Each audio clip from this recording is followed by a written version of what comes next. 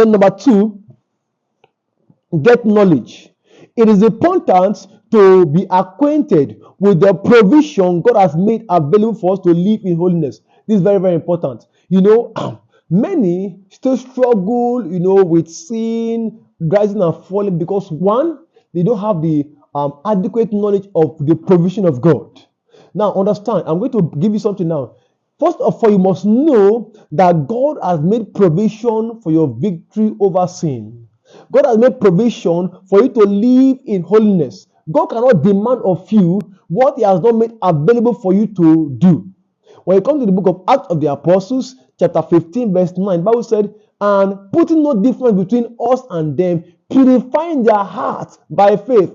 God has made provision for this holiness of life. So you must understand, you must have the adequate knowledge of what God has made available for you to live in holiness of life. But that is one part.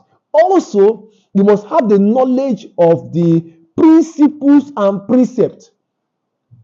Now, this is where some miss it. They speak only of the provision and they don't talk about the principle and precept. Understand, they go together. The provision is there, but there is the principle. Our work with God is, in most cases, divine human partnership.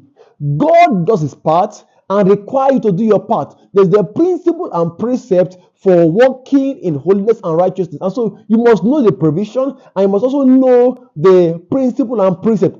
In this before we finish this segment, I may just point out some of them to you and trust God to give you understanding. So the first thing, the first factor of living in holiness is one, desire. Two, get knowledge.